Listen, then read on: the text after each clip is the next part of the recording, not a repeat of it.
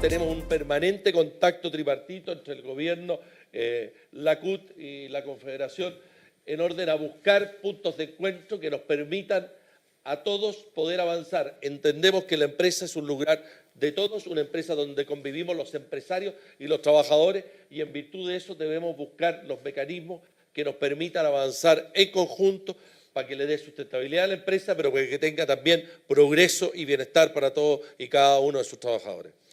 Ahí, Rafael, ustedes como fundación, uno de los focos, o el principal foco de ustedes es concientizar y desarrollar las buenas relaciones laborales las buenas relaciones entre empresa y sindicato. ¿Cómo ustedes están viendo que está evolucionando el país en ese sentido? ¿O comparte un poco la crítica con datos que ha dado la ministra? A ver, vos te voy a responder, pero después me voy a referir a otras cosas. Encantado. ¿Ah? No, porque el debate ha sido bastante amplio para llegar a este tema. Yo te voy a pasar de decir dos cosas. Primero, como toda realidad, hay de todo. Y lo que nosotros hemos hecho durante 15 años en la Fundación Carlos Vial es a través de un premio, pero el premio es un instrumento de evaluación de las relaciones laborales en la empresa. Y partimos naturalmente que estos premios se han tendido a concentrar en empresas muy desarrolladas, que tienen naturalmente buenos niveles de relaciones laborales, que no solamente tienen que ver con las negociaciones colectivas, tienen que ver últimamente cómo la organización del trabajo también incluye a los estándares y cómo se trabaja con los subcontratistas, con la tercerización. Tiene que ver también con el funcionamiento de los comités tripartitos, con la seguridad laboral. Toda esa complejidad que constituye el mundo laboral en las empresas se dan distintas realidades. Y lo que ha hecho el premio es realmente ir analizando, evaluando y buscando aquellas empresas que tienen las mejores prácticas. Y efectivamente hay empresas que tienen mejores prácticas y que son las que han sido las ganadoras del premio. Y por otro lado, hará unos 3 años nos dimos cuenta que también había otra fractura en esta realidad, que son el mundo de las pequeñas y medianas empresas, donde uno no puede aplicar esos estándares. Y también la pequeña y mediana empresa no sé cómo se mida, genera alrededor del 60% del trabajo. Y esa categoría todavía es muy grande, porque está la pequeña, lo que aquí se llama en la estadística del trabajo, la micro, que es el trabajador por cuenta propia. Y ahí nos encontramos con otras realidades. No hay espacio. Obviamente que el principal problema es la capacitación. No segundo, está en el borde en algunos casos con la informalidad del trabajo. Entonces, es otra realidad que no podemos desconocer, entonces no podemos aplicar los mismos estándares y para eso desarrollamos últimamente el premio Carlos Vial Espantoso para la pequeña y mediana empresa, en el que estamos desarrollando cuáles son los parámetros significativos de un buen clima laboral en esa organización mucho más pequeña, que podrá llegar a 30, 40, pero muchas veces estaciona entre los 5 o 10 personas y donde ahí el tema de la capacitación no existe e incluso hay algunos problemas de formalidad en los pagos de seguridad social, también la extensión del seguro de cesantía, un montón de instrumentos que yo creo que dan cuenta de otra realidad. Pero con la realidad actual, enfocado en estas pequeñas y medianas empresas, sobre todo las pequeñas, ¿ustedes ven un riesgo para la sustentabilidad de esas empresas el avanzar de manera más acelerada en una alta sindicalización o cree que son caminos separados? Mira, yo creo que en muy pocas empresas vimos sindicatos, lo cual no quiere decir que no puedan haber. Yo creo que ahí la realidad y la demanda, y segundo, la cercanía entre el empleador y el trabajador prácticamente trabajan en un mismo ámbito. Yo creo que hay un problema de digamos, nuestra economía no es sustentable si no desarrollamos una mejor calidad de pequeñas y medianas empresas. Yo parto de esa afirmación prioritaria. Ahora veamos cuáles son los elementos clave para que esa pequeña y mediana empresa se desarrolle. Pues yo creo que el paradigma o el riesgo lo asumen muy conjuntamente trabajadores y el empresario en esa empresa, porque lo que está en juego muchas veces es la viabilidad misma de esa empresa. Por lo tanto, es una empresa que está en un nivel de supervivencia que es para poder desarrollar cosas más complejas tendría que superar esos niveles de supervivencia. Y eso no solamente depende de ello, también depende de lo que son las típicas políticas que en otros países desarrollan para la pequeña y mediana empresa, como son los encadenamientos productivos, porque al final a esa empresa alguien le vende, normas de encadenamientos productivos, acceso al crédito, pagos, son otras realidades. Pero no podemos, al hablar del mundo del trabajo, no podemos dejar en la organización moderna del trabajo de considerar este factor en nuestra temática y en nuestro análisis. Y algunas de las medidas que señaló la ministra yo las comparto. Ahora, ¿de qué otra cosa quería hablar? Porque me pareció tanto la intervención de la presidenta de la CUT como de la ministra, reflejan un poco lo que se ha dado a llamar el nuevo ciclo político o el cambio que está viviendo el país, que también se ha llamado del mundo de la literatura económica la trampa de los ingresos medios, cuando el país llega a un nivel de desarrollo y tiene que dar un salto y no sabe, y a veces lo da y a veces no lo da. Y esa es la verdad, que estamos en esa, y eso se ve desde muchas maneras. Yo creo que todos los temas son atingentes. Bárbara habló de un sindicalismo que tiene que incorporar en su temática, en su discurso, en sus proposiciones, temas que son más allá del giro propio, pero a mí me parece es una cuestión, no digo obvia, pero bastante importante, porque por ejemplo tenemos la agenda de energía, y la agenda de energía le repercute a todos los trabajadores. O sea, con el problema es que si vamos a tener estos costos de energía, no es solamente el problema de que la empresa no va a funcionar, las empresas generan empleo, hay una realidad de proyectos productivos que no se pueden desarrollar. O sea, no somos ajenos, no es una agenda entre actores superestructurales. Estas cosas impactan al núcleo y al meollo de lo que puede ser el desarrollo del país. Después la ministra también señaló todo el problema que nosotros tenemos de acceso de empleo de las mujeres y los jóvenes.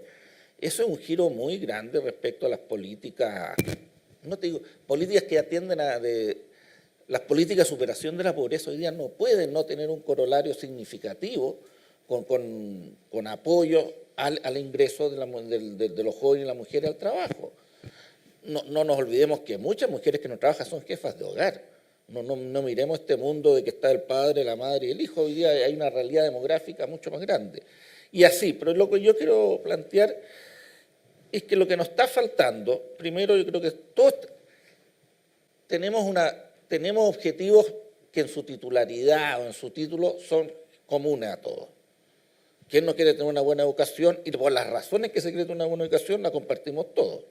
Una educación de calidad genera obviamente lo que todos ha señalado, una mejor capital personal en las personas. Eso se puede traducirse en mejores ingresos, puede traducirse desde el punto de vista sistémico en mejoras de productividad. Sabemos que la prioridad para empezar a hacer esos cambios tiene un núcleo muy grande en la educación preescolar, donde realmente, pero son inversiones de largo plazo.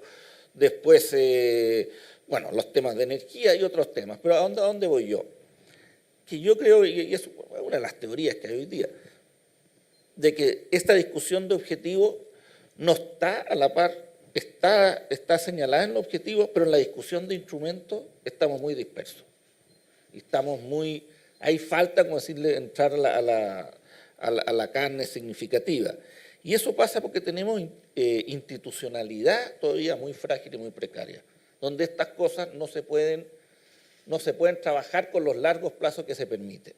Y doy dos ejemplos, uno grande y uno chico. En nuestro país perfeccionó uno de sus problemas, que era crónico, que la inflación a través de una institucionalidad de categoría mundial como el Banco Central.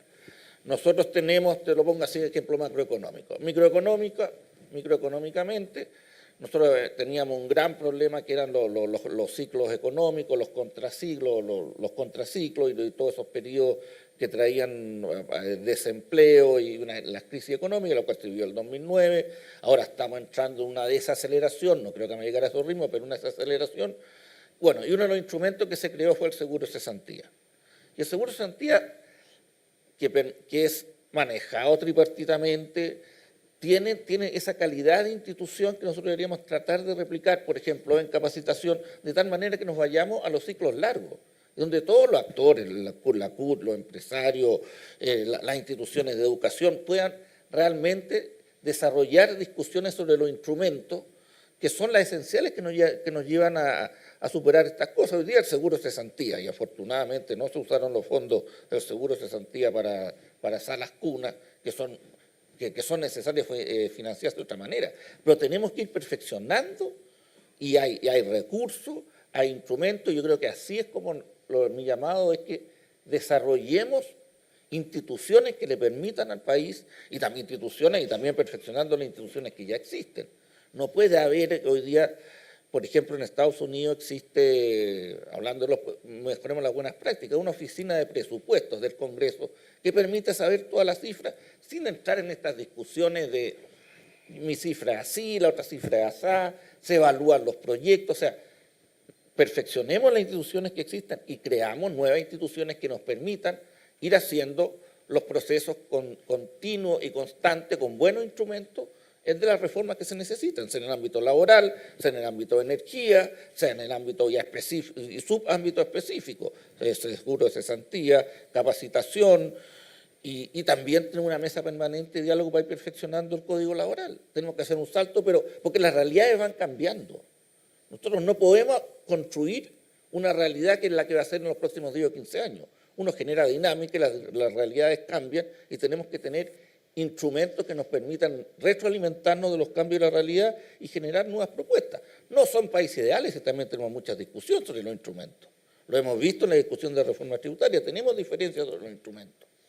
Pero los objetivos, hoy día hay un consenso de que se necesita recaudar más fondos y estamos en una discusión instrumental. Entonces, eso es la... Ministro, ¿usted ve una atmósfera adecuada? El propio Rafael lo decía recién, la discusión tributaria no ha sido fácil. ¿Usted ve una atmósfera adecuada para poder avanzar en los cambios laborales que el gobierno quiere llevar adelante, que la mayoría de ellos la CUT lo comparte y que el empresariado en algunos de ellos tiene cierta oposición a ciertos niveles de avance? ¿Usted cree que va a poder avanzar en esto, teniendo en cuenta que usted decía, usted sí que está en el ciclo político versus ellos que no? ¿Cómo conjugar todo esto? Lo que pasa es que yo creo que hoy día la sintonía en términos de, yo estoy de acuerdo con Rafael, yo creo que hay una sintonía en términos de titulares. Yo creo que efectivamente hoy día tanto la CUT como la CPC y este gobierno comparten respecto de cuáles son las temáticas en las que se abrió la puerta para no cerrar, o sea que no hay ninguna posibilidad de seguir esperando. Y esas tienen que ver con las materias a las que yo he hecho alusión en la exposición. En materia de titularidad sindical, en las materias de huelga o de pisos mínimos, que de hecho fueron expuestas mucho antes de, digamos, que lo planteáramos por los actores sociales en el acuerdo de voluntad que hablaba Andrés. Ahora, yo creo que efectivamente en la ingeniería de detalle y en los contenidos vamos a tener que generar los diálogos necesarios para que... sí, se escucha un chirro. Ahí sí. En la parte de los contenidos vamos a tener que generar el diálogo para hacer una construcción conjunta. Yo creo que es muy rica la información y la experiencia que puedan dar los distintos actores sociales, como también las definiciones que tenemos como gobierno. Ahora, yo creo que cuando el piso mínimo está claro, que es el que tenemos hoy día, entiendo yo, con todos los actores, la ingeniería de detalle es dialogable. Yo creo que cuando está claro el norte, que lo que yo quiero llegar es que con la negociación colectiva yo finalmente encuentre más diálogo social y eso se traduzca en más paz social, eso se traduzca en reconocimiento de derechos de los trabajadores y en mayores productividades también. Cuando eso está claro, bueno, quizás el trayecto de diálogo, de construcción conjunta se facilita. Yo soy una convencida de esto, creo que en materias laborales hoy día hay un escenario quizás como nunca y como no lo hubo en el pasado de necesidades y de voluntades de avanzar por parte de todos. Bárbara, ustedes con la CPC llegaron a una mesa de trabajo de consenso, por ejemplo, el multiroot es un buen ejemplo de ello. ¿El fin de reemplazo en huelga es un tema en el que ustedes creen que pueden llegar a un acuerdo con los gremios empresariales? ¿O creen que de verdad es una piedra de tope insalvable en el diálogo con el empresariado?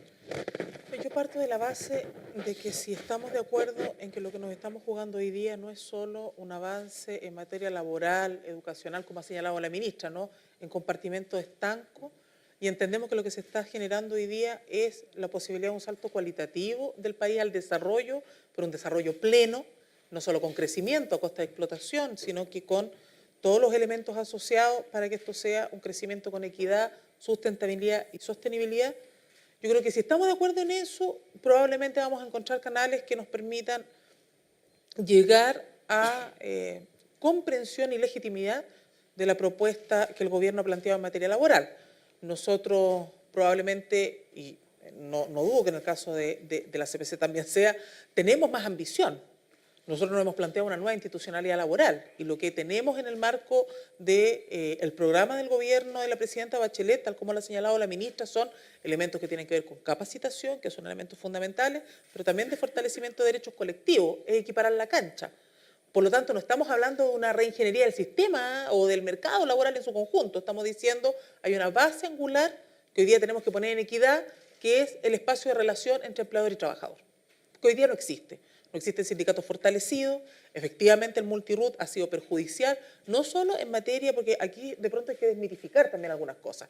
El tema del multirut ha llegado a juicio hace 4 años, 4 o 5 años. Es una materia que es un debate que en el Congreso lleva 8, es un debate que en el movimiento sindical lleva más de una década, pero que es un debate que en materia judicial no lleva tanta larga data. Ahora, ¿qué es lo que uno ve? Que si ese debate en marco de tribunales no lleva larga data y los juicios han tendido a reconocer dónde está el real empleador, eso es un beneficio no solo para efectos de la organización colectiva, sino que también, por ejemplo, cuando terminamos con el vicio del multirut, podemos constituir no solo, ¿no?, recuperar derechos como, por ejemplo, el derecho a la cuna, porque muchas veces se contrata por RUT menos cantidad de mujeres de tal manera de no poder acceder al derecho. O en materia de capacitación. Tú sabes que puedes conformar comités bipartitos para establecer la capacitación pertinente a una empresa si es que hay más de 25 trabajadores en una individualidad legal determinada, ¿no?, en este concepto de empresa. Cuando se utiliza la figura del multirut, eso se elimina. Entonces, esos son los elementos y los vicios que uno tiene que tratar de terminar cuando dice regulemos y terminemos con esta figura, no del multirut como forma de organización, sino que del multirut como un subterfugio para evitar reconocer dónde está el empleador común y entonces a quién le responden o de quién dependen, dónde están los derechos y deberes de los trabajadores. En ese marco yo tengo la impresión de que nosotros compartimos criterios y lo hemos compartido con un sector del empresariado en torno a la necesidad de que despejemos todos estos elementos que han sido más bien subterfugios nefastos no solo para la organización sindical, sino que para la relación que pueden establecer empleadores con trabajadores. Yo creo que el caso más emblemático, siempre se habla del mundo del comercio, quizás como el más emblemático, pero yo diría que uno de los casos más emblemáticos a propósito de la situación, el estado crítico, ¿no?, que está viviendo hoy día un trabajador del Transantiago, es precisamente el transporte público. O sea, en el mundo del Transantiago tenemos, ¿cuánto, ministra? Si no me equivoco, más de 1000 sindicatos y tenemos 2.800 dirigentes sindicales y todos sabemos que son empresas monopólicas las que hoy día se están haciendo cargo del negocio. Entonces no me digan a mí que ahí tenemos millones de empresas. Entonces la figura del multirut ahí probablemente es una de las más emblemáticas para señalar que cuando no tenemos sindicatos legitimados y empresarios que entienden que con sindicatos fuertes no solo se benefician los trabajadores, sino que se benefician ellos y favorecen al país, entonces, digamos, tenemos problemas. Por eso yo tengo la impresión de que hoy día, y comparto lo que señala la ministra, hay mejores condiciones que en otros años y que en otros momentos políticos en este país para poder hacer estos debates, porque si bien hay muchos que nos dicen a nosotros, nos han señalado algunos parlamentarios, miren, no piensen en las reformas laborales porque aquí estamos debatiendo la reforma tributaria. Nosotros en realidad miramos y decimos, bueno, si este no es el tiempo para hacer grandes transformaciones, entonces ¿cuándo? Vamos a esperar ¿cuántas décadas más? Nosotros trabajamos con un código del trabajo, estamos dependiendo de un código del trabajo de los años 80. Modificaciones ha tenido, sin duda, nadie las desconoce. Yo, digamos, faltaría la verdad si dijera que no se han producido cambios. Los sustantivos no se han producido. Y cuando estamos hablando de la reforma en el marco de lo que el programa propone, tampoco estamos hablando del nuevo código del trabajo. Estamos hablando de un piso mínimo, fundamental. Y creo que en eso hay absoluta coincidencia. Ahora, si vamos a llegar a acuerdo en el tema del reemplazo en la huelga, no lo sé. Eso habría que preguntárselo a Andrés. Yo espero que podamos llegar a eso. Nosotros tenemos una posición clara. compartimos implementación efectiva del convenio 87, tal como lo ha señalado el gobierno, y eso que regula, yo les quiero decir, porque el convenio 87 no es solo respecto del reemplazo en la huelga, es sobre prácticas antisindicales en general.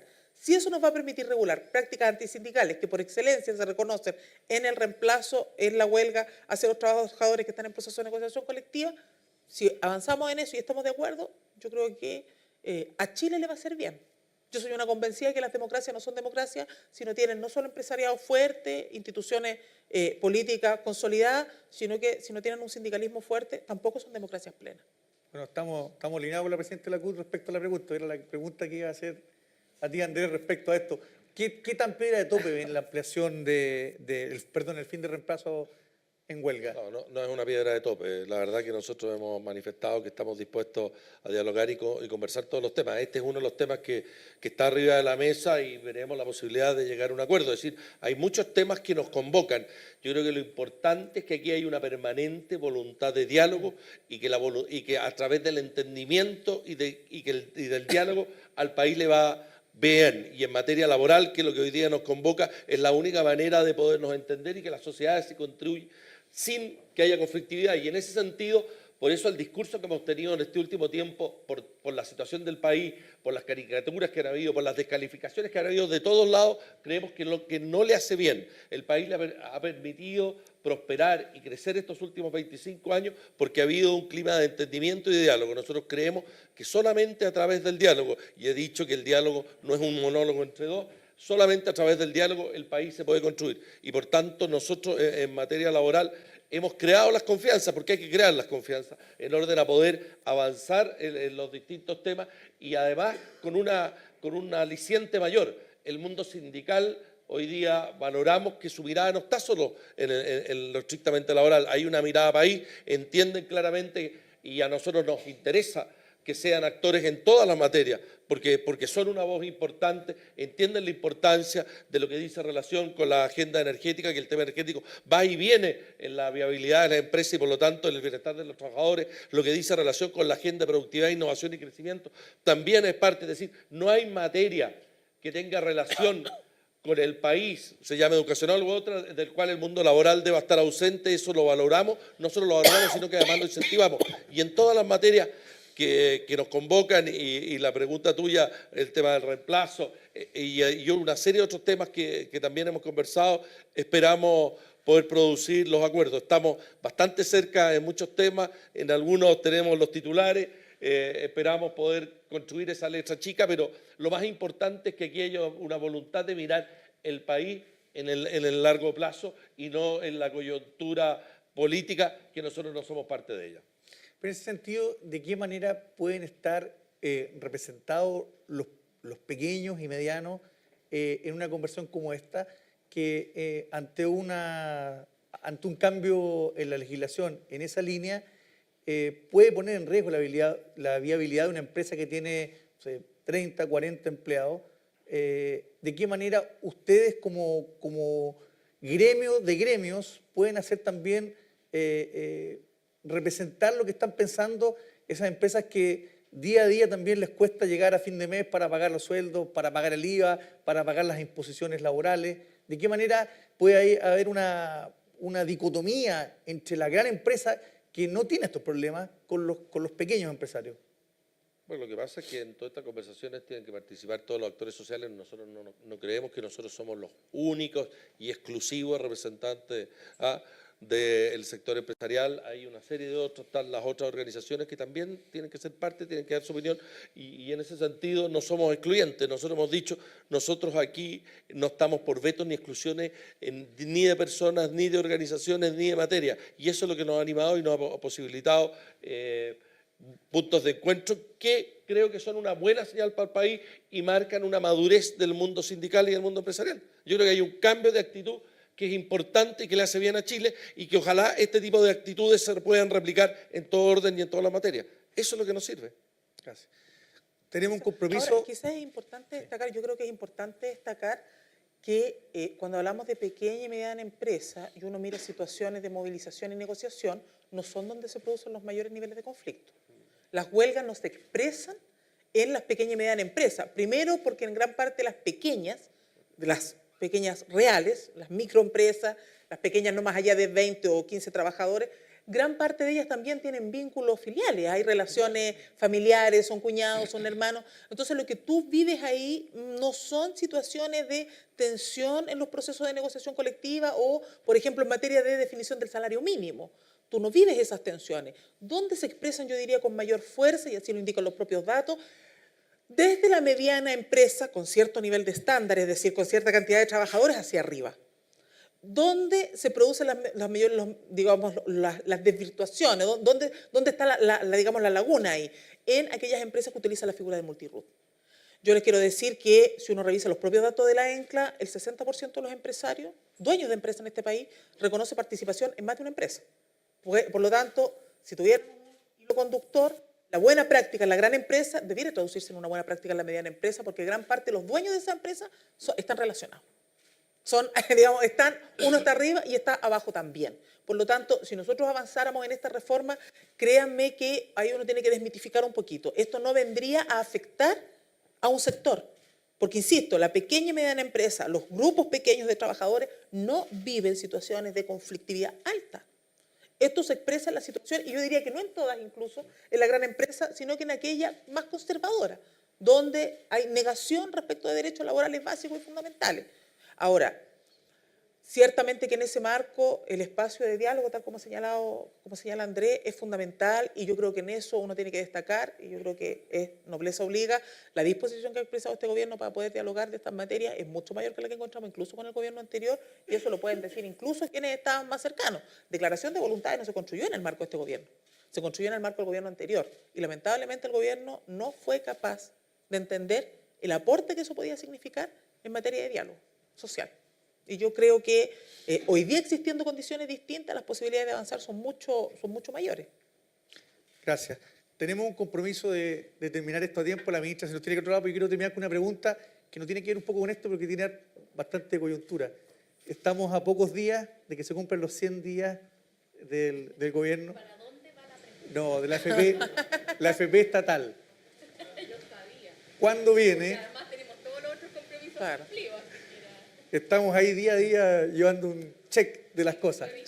La FP estatal. ¿Cuándo vamos a conocer el proyecto y en qué va a consistir brevemente esta idea de hacer esta FP, que sabemos que no va a resolver el problema de las pensiones, pero que busca otro tipo de cosas? Es antes del 19 de junio. Ahí se cumplen los 100 días.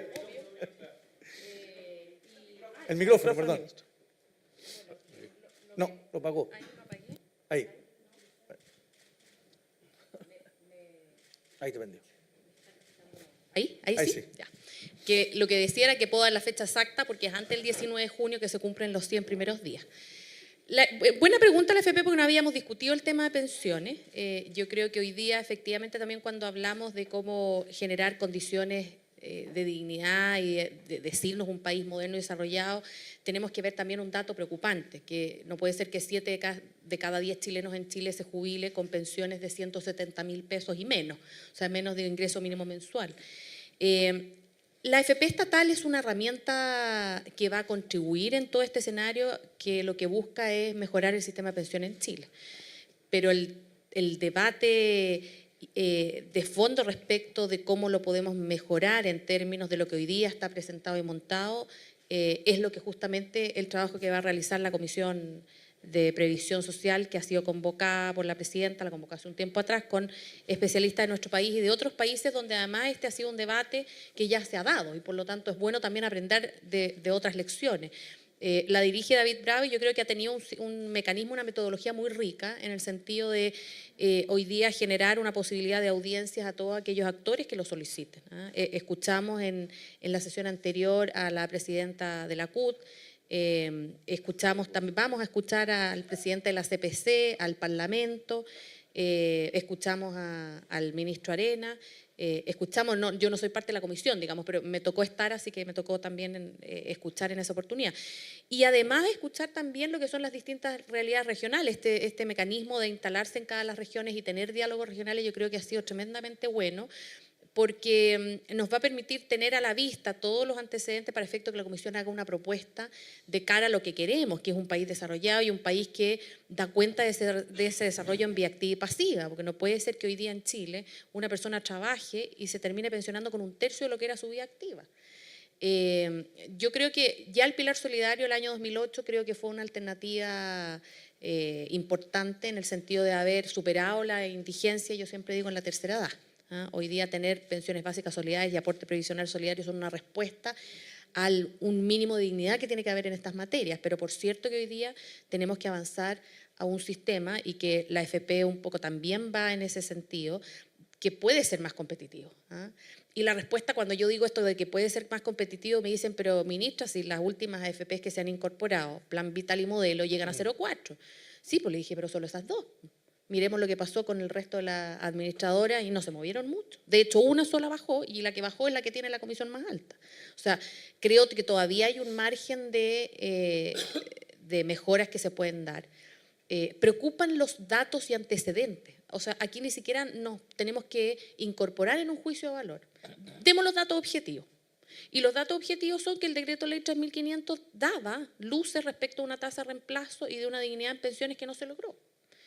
Hoy día 70% tasa de reemplazo ni remotamente. O sea, hoy día tenemos un 40% y en las mujeres más bajo, aún sin contar, porque muchas veces dicen la distorsión del bono por hijo nacido vivo que hizo que muchas mujeres se inscribieran y cotizaran una vez, aún descontando ese efecto. Vamos a tener niveles de reemplazo que no superan el 40%. Por lo tanto, cuando tenemos además un esquema que hoy día nos dice que efectivamente las rentabilidades asociadas a los fondos son mucho más, a las utilidades de las administradoras son mucho más altos porcentualmente que las rentabilidades asociadas a los fondos. Estoy dando datos objetivos, ni siquiera estoy entrando en juicio de valor. Lo único que podemos concluir de eso es que hoy día el sistema nos está dando las respuestas necesarias para poder generar un ciclo de vida en términos de un país, como decíamos, desarrollado. O sea, esa vía activa y pasiva que tendría que tener una sintonía y no una simetría como la que tiene hoy día. Ahora, ¿cuál va a ser la mejor respuesta? ¿Cuál va a ser la mejor alternativa de mejora?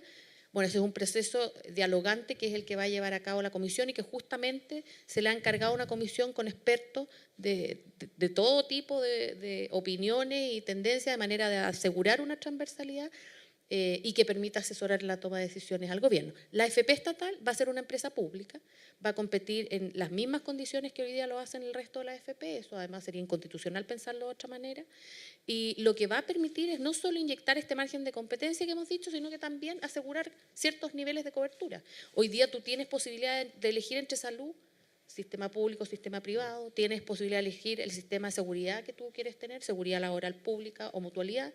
Tienes posibilidad, tienes una banca, el Banco del Estado, tienes banca privada, ¿por qué no podríamos tener la posibilidad de una administración de fondos previsionales públicos? Y en ese sentido, la preocupación también es que el Estado no puede abstraerse de la entrega de respuestas mínimas en temas tan trascendentales. Y cuando hoy día decimos que hay sectores excluidos, como mujeres y como jóvenes, y como trabajadores independientes, hay una preocupación ahí. La AFP va a dar respuesta a esa serie de temáticas. Los objetivos están claros. La reforma al sistema es un debate que se está dando y que tiene fecha. Y esa fecha es enero del 2015, cuando se entregue el informe justamente de la Comisión Bravo. Muchas gracias, ministra.